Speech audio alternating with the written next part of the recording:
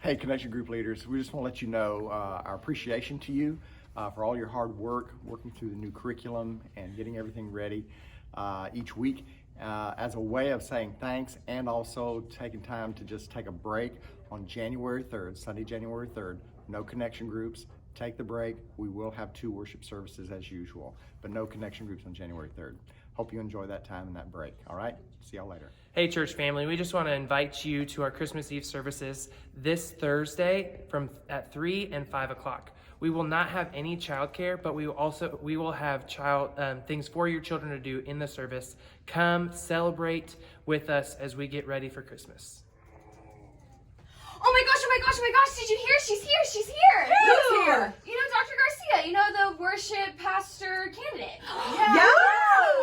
Are you serious? Awesome. Yeah, I think I heard that she's leading worship for both services on Sunday. Yeah, really? Yeah. Cool. I also heard that you'll get the opportunity to vote her into her pastor position. That's awesome. right. Everybody's going to get an email on their phone or on their email at 8 a.m. on Sunday morning. And so cast your vote. If you can't find it, look in your spam folder. Make sure you can find it. And if not, you can call TJ or David Jenkins to put your vote in.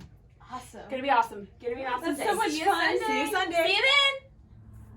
Howdy team, happy Thursday. I hope you are having a great week, and I hope that you are increasingly excited about celebrating Christmas.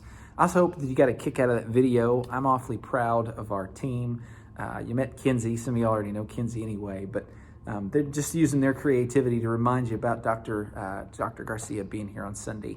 Man, I'm excited. I got to spend a couple hours with her today. Y'all, she's the real deal.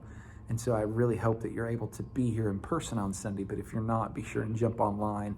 And again, if there's something we can do to help you in that process, please don't hesitate to reach out to me or Jenkins either.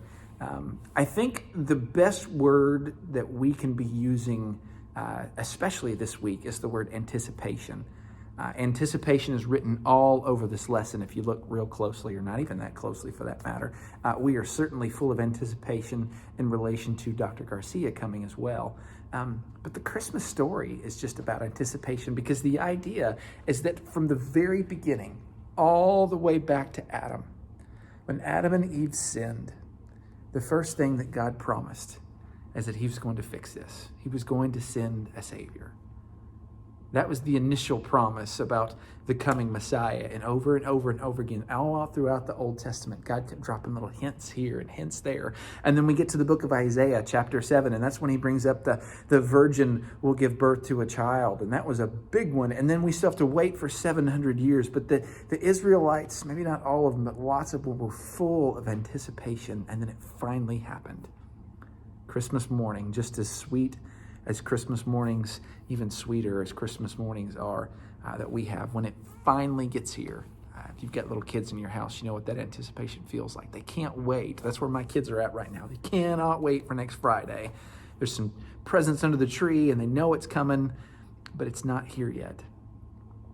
Christmas finally came, just like Jesus said. And I also hope that you'll make a big deal out of the virgin birth thing. Guys, that really is an essential doctrine. Drive that home to your groups. That's not just hey, wasn't this neat? Although it was absolutely miraculous. That was a fulfillment of prophecy. But the thing the lesson doesn't bring out that really is worth bearing out is the fact that it's actually essential to Jesus being who we know that he is, and that sinless factor.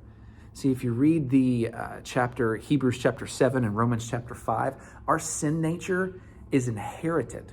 It's not just the second we sin, then we die spiritually. We're born in sin.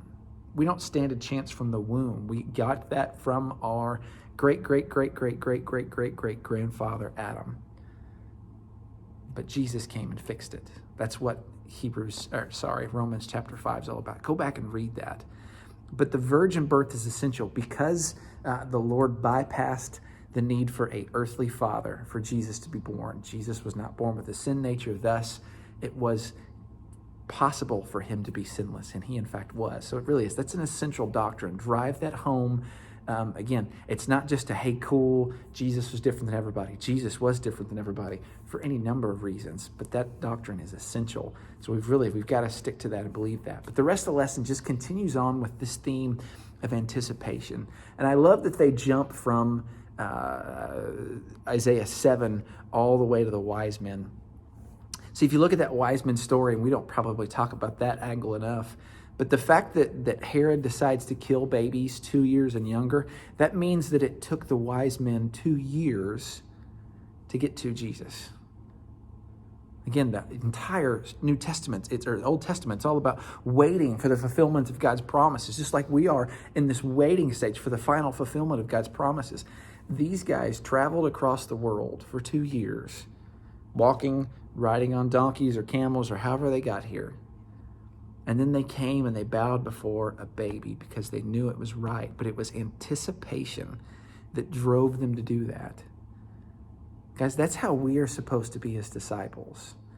They hadn't seen it yet, but they knew the promise was there. They could see the evidence of it, just like we can see the evidence of God in our lives and all that He's doing. And we know that He is going to fulfill His promise. He's going to come back and get us someday. Because He kept His promises at the cradle, He is going to keep His promises. And at the cross, He's going to keep His promises someday when He splits the eastern sky. And so we need to live full of anticipation and a real, genuine desire to worship just as the wise men did, or the Magi, or whatever you want to call them, and rejoice over the fact that God continues to keep His promises. He will not stop. We shouldn't either. Y'all, we love you. We can't wait to see you on Sunday. It's going to be a really, really great weekend, and hope you can be here. If you can't, be sure and jump online. See y'all. Bye.